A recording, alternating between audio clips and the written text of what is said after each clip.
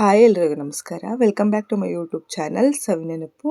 ಇವತ್ತು ನಾವು ಗೀ ರೈಸ್ನ ಹೇಗೆ ಮಾಡೋದು ಅಂತ ನೋಡೋಣ. ಅದಕ್ಕೂ ಮುಂಚೆ ಯಾರೆಲ್ಲ ಹೊಸ ನನ್ನ ಚಾನಲ್ ನೋಡಿದ್ರು ಪ್ಲೀಸ್ ನನ್ನ ಚಾನಲ್ನ ಸಬ್ಸ್ಕ್ರೈಬ್ ಮಾಡಿ.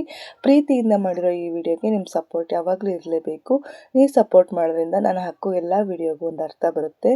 ಈಗ ಹೇಗೆ ಮಾಡೋದು ಅಂತ ನೋಡೋಣ. ನಾನಿಲ್ಲೊಂದು ಕುಕ್ಕರ್ ಇಟ್ಕೊಂಡಿದ್ದೀನಿ.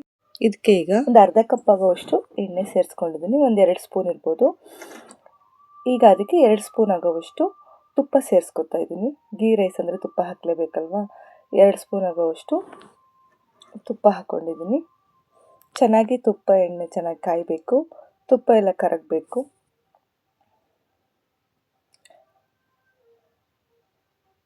ಈಗ ಇದಕ್ಕೆ ಒಂದು ಪಲಾವ್ ಎಲೆನ ಮುರಿದು ಹಾಕ್ಕೊಂಡಿದ್ದೀನಿ. ಸ್ವಲ್ಪ ಚಕ್ಕೆ ಹಾಕ್ಕೊಳ್ತಾ ಇದ್ದೀನಿ.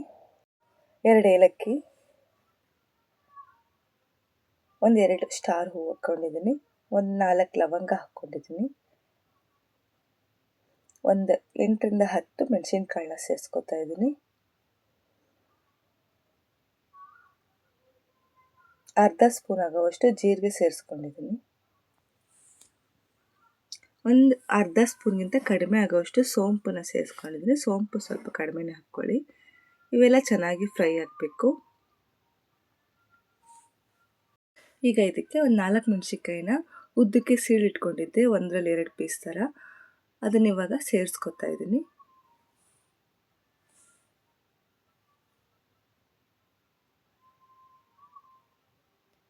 ಚೆನ್ನಾಗಿ ಎಣ್ಣೆಲಿ ಫ್ರೈ ಮಾಡ್ಕೊಳ್ಳೋಣ. ಒಂದು 8ರಿಂದ 10 ಗೋಡಂಬಿನ ಸೇರಿಸ್ಕೊತಾ ಇದ್ದೀನಿ. ಗೋಡಂಬಿ ಎಣ್ಣೆಲಿ ಚೆನ್ನಾಗಿ ಫ್ರೈ ಆಗಿ ಕಲರ್ ಚೇಂಜ್ ಆಗಬೇಕು. ಅಲ್ಲಿ ತನಕ ಫ್ರೈ ಮಾಡ್ಕೊಳ್ಳೋಣ.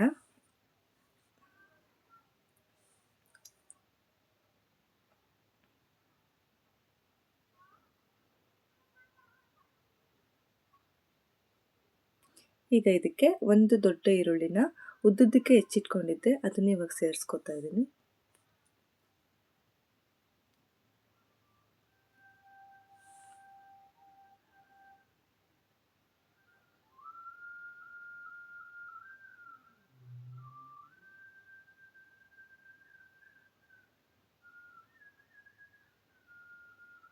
ಈಗ ಈರುಳ್ಳಿ ಫ್ರೈ ಆಗಿದೆ. ಇದಕ್ಕೆ ಒಂದು ಸ್ಪೂನ್ ಆಗೋವಷ್ಟು ನೆನೆಸಿಟ್ಟಿರೋ ಬಟಾಣಿನೂ ಸೇರಿಸ್ಕೊತಾ ಇದ್ದೀನಿ. ನಿಮ್ಮ ಹತ್ರ ಹಸಿ ಬಟಾಣಿ ಇದ್ದರೆ ಅದನ್ನು ಸೇರಿಸ್ಕೋಬೋದು.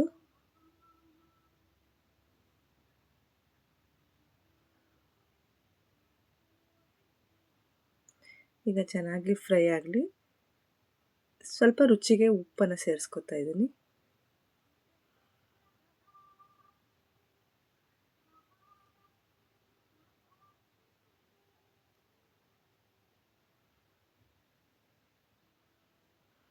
ಈಗ ಇದಕ್ಕೆ ಒಂದು ಬಟ್ಲಾಗೋವಷ್ಟು ಕೊತ್ತಂಬರಿನ ಕಟ್ ಮಾಡಿ ಇಟ್ಕೊಂಡಿದ್ದೆ, ಅದನ್ನು ಇದಕ್ಕೆ ಸೇರಿಸ್ಕೊತಾ ಇದ್ದೀನಿ.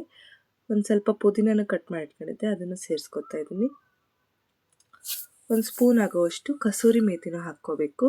ಕಸೂರಿ ಮೇಥಿ ಹಾಕೋದ್ರಿಂದ ಫ್ಲೇವರ್ ಚೆನ್ನಾಗಿರುತ್ತೆ. ಪುದೀನ ಹಾಕೋದ್ರಿಂದನೂ ಅಷ್ಟೇ ತುಂಬ ಫ್ಲೇವರ್ ಆಗಿರುತ್ತೆ, ತುಂಬ ಟೇಸ್ಟಿಯಾಗಿರುತ್ತೆ.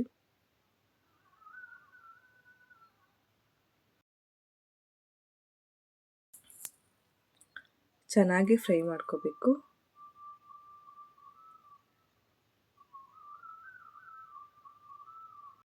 ಈಗ ಇದ್ರದ್ದು ಇನ್ನಷ್ಟು ಟೇಸ್ಟ್ನ ಹೆಚ್ಚು ಮಾಡೋಕ್ಕೋಸ್ಕರ ನಾನಿಲ್ಲಿ ಒಂದು ಗ್ಲಾಸ್ ಆಗುವಷ್ಟು ಕಾಯಿ ಹಾಲನ್ನ ತೆಗೆದಿಟ್ಕೊಂಡಿದ್ದೆ, ಅದನ್ನು ಇದಕ್ಕೆ ಸೇರಿಸ್ಕೊತಿದ್ದೀನಿ. ಕಾಯಿ ಹಾಲಿಲ್ಲ ಅಂದರೆ ನೀವು ಹಾಲನ್ನಾದರೂ ಸೇರಿಸ್ಕೋಬೋದು.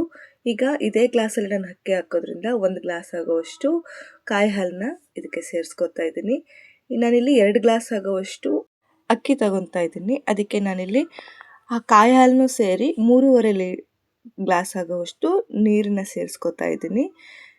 ಇವಾಗ 1 ಗ್ಲಾಸ್ ಕಾಯಿ ಹಾಲು, ಈಗ ಇದಕ್ಕೆ 2.5 ಗ್ಲಾಸ್ ಆಗೋವಷ್ಟು ನೀರನ್ನು ಸೇರಿಸ್ಕೊತಾ ಇದ್ದೀನಿ. ಸಾದಾ ಗೀ ರೈಸ್ ಮಾಡೋದ್ರ ಬದಲು ಈ ಥರ ಕಾಯಿ ಹಾಲು ಹಾಕಿ ಒಂದ್ಸರಿ ಗೀ ರೈಸ್ ಮಾಡಿ ನೋಡಿ. ನೀವೇ ಹೇಳ್ತೀರಾ ಸೂಪರ್ ಆಗಿತ್ತು ಅಂತ. ಟೇಸ್ಟ್ ಮಾತ್ರ ಅಲ್ಟಿಮೇಟ್ ಆಗಿರುತ್ತೆ. ಒಂದ್ಸರಿ ಟ್ರೈ ಮಾಡಿ. ಕಾಯಿ ಹಾಲಿಲ್ಲ ಅಂದರೆ ಅಟ್ಲೀಸ್ಟ್ ಹಾಲಾದರೂ ಹಾಕಿ, ಆವಾಗ ಗೀ ರೈಸ್ ಟೇಸ್ಟ್ ಇನ್ನೂ ಚೆನ್ನಾಗಿರುತ್ತೆ. ಈಗ ಅಕ್ಕಿ ತೊಳ್ಕೊಳ್ಳೋಣ. 2 ಗ್ಲಾಸ್ ಅಷ್ಟು ಅಕ್ಕಿ ಹಾಕ್ಕೊಂಡು 1-2 ಸರಿ ಚೆನ್ನಾಗಿ ತೊಳ್ಕೊತಾ ಇದ್ದೀನಿ. ನೀವು ಬಳಸೋ ಅಕ್ಕಿ ಉದ್ರುದ್ರಾಗಿ ಬರೋಕ್ಕೆ ನೀವು ಎಷ್ಟು ನೀರು ಹಾಕ್ಕೋತೀರೋ ಅಷ್ಟು ನೀರನ್ನು ಹಾಕ್ಕೊಳ್ಳಿ. ಕಾಯಿ ಹಾಲನ್ನು ಸೇರಿಸ್ಕೊಂಡು ನೀರನ್ನು ಅಡ್ಜಸ್ಟ್ ಮಾಡ್ಕೊಳ್ಳಿ. ನಾನಿಲ್ಲಿ ಈಗ ಅಕ್ಕಿನ ತೊಳ್ಕೊಂಬಂದಿದ್ದೀನಿ. ಇದು ಚೆನ್ನಾಗಿ ಕುದೀತಾ ಇದೆ. ಇವಾಗ ಇದಕ್ಕೆ ತೊಳೆದಿರೋ ಅಕ್ಕಿನ ಸೇರಿಸ್ಕೊತಾ ಇದ್ದೀನಿ. ಚೆನ್ನಾಗಿ ಮಿಕ್ಸ್ ಮಾಡ್ಕೊತಾ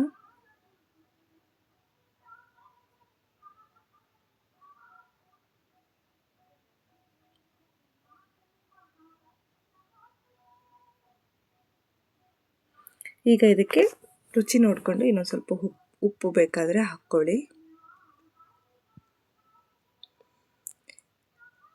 ಕುಕ್ಕರ್ ಲಿಡ್ ಕ್ಲೋಸ್ ಮಾಡಿ 1-2 ವಿಸಿಲ್ ಕೂಗಿಸ್ಕೊಳ್ಳೋಣ.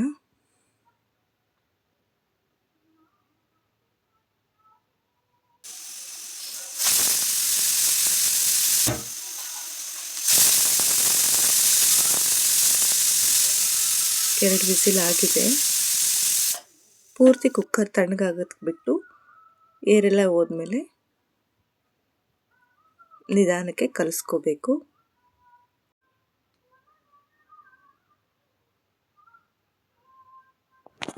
ನೋಡಿ, ನಮಗೆ ಈಗ ಸೂಪರ್ ಟೇಸ್ಟಿಯಾಗಿರೋ ಗೀ ರೈಸ್ ರೆಡಿ ಆಯಿತು.